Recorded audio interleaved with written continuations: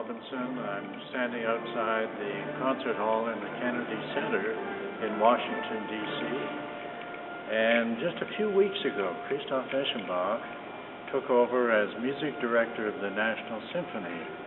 And tonight the orchestra will play Mahler's Symphony No. 5 and Mozart's Symphony No. 34 under Eschenbach. Before the concert begins, I'm going to go backstage and speak to Maestro Eschenbach about Mahler and about his new position here in Washington. Very good. Let me ask you a question that you might find somewhat controversial. There are some pieces over the years that I haven't seen on your programs. Let me ask you about a few of those. Yeah. For example, in the Schumann year, I don't see the Manfred Overture, and I can't recall you ever doing it. Do you have some negative feelings about that? Absolutely not. There are pieces which slip by, Manfred Overture is one of them. And I do another one which nobody does, so it's apart from the scene now. Nobody knows. Right. But with every orchestra, including the Vienna Philharmonic, do you know this piece? Opus 100, probably. Nobody knows. And it's fantastic. Overture. Yeah. Very late piece. Very late, Opus 100, yeah. And Guido Weber, I think also. And I will do Manfred, don't worry. Good. Too much is Schumann. Well, I think of other pieces I haven't heard you do, like a Faust Symphony of Liszt. Yeah, so possibly this, it's not his greatest, I think, for me.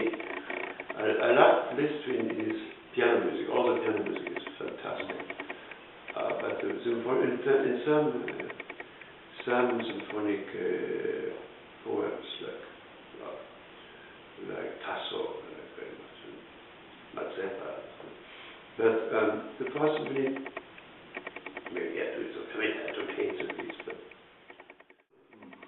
Well, in addition to being a music director of the National Symphony, you're also artistic director of the Kennedy Center. Can you tell us what this means in practice?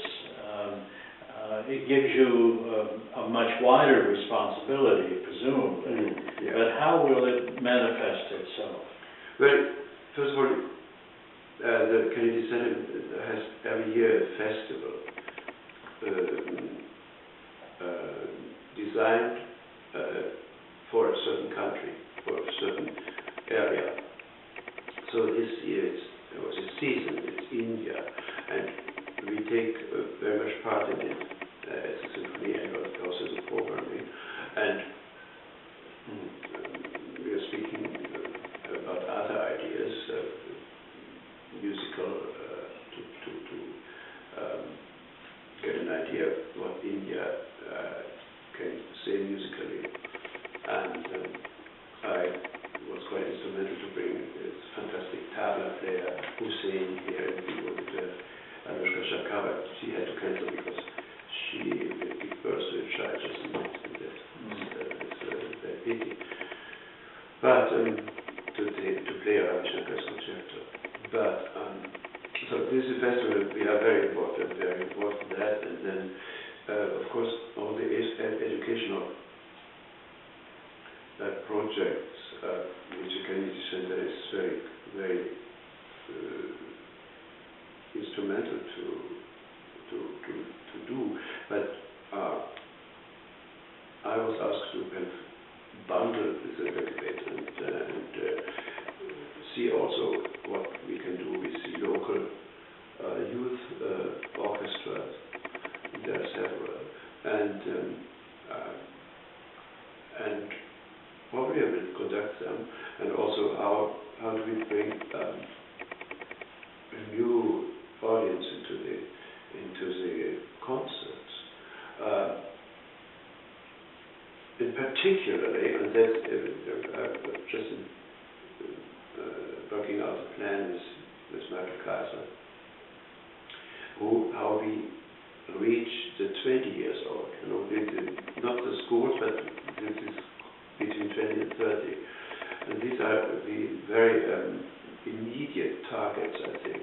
If we lose them, we don't have audience in 20 years. Maybe in 30 when we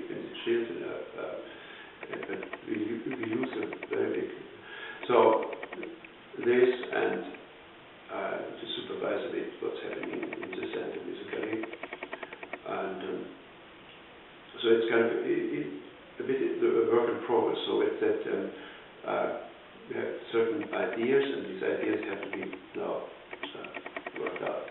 It's very interesting. Well, it was exciting in Houston when you were there. You conducted the Houston Symphony, but you also played a lot of chamber music with members of the orchestra, concerts at Rice University, fantastic. And perhaps most importantly, you conducted a great deal of opera.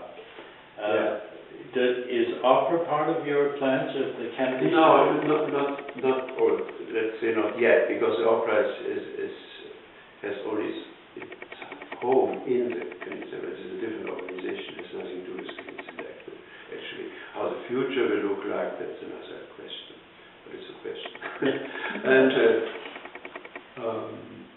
but for example, I played with Christian Teska, who was a soloist. I played with him on the Millennium stage.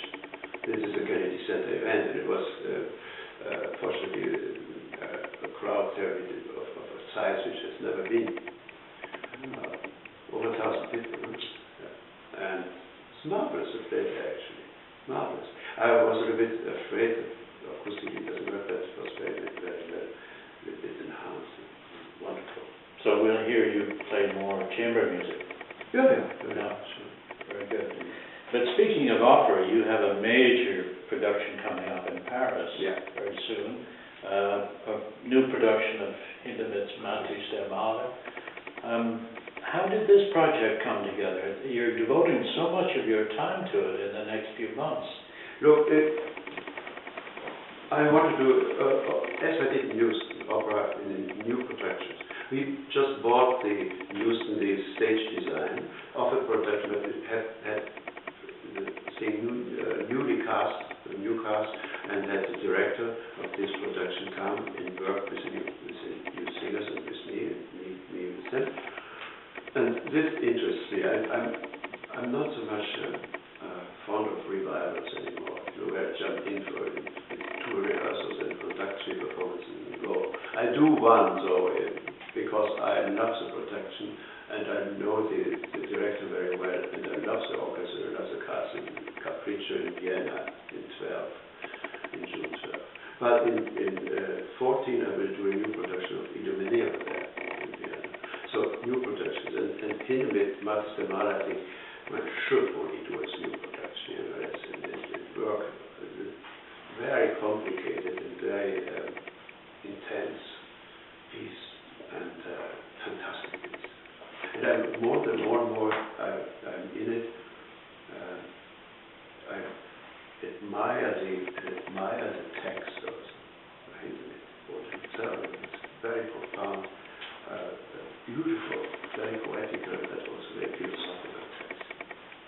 Well, it sounds like an exciting project, and I wish you well with it. And most of all, since we're in Washington, just before you conduct a Mozart Mahler program, I wish you well in that concert. Thank you. Thank you very much. Thank you for coming.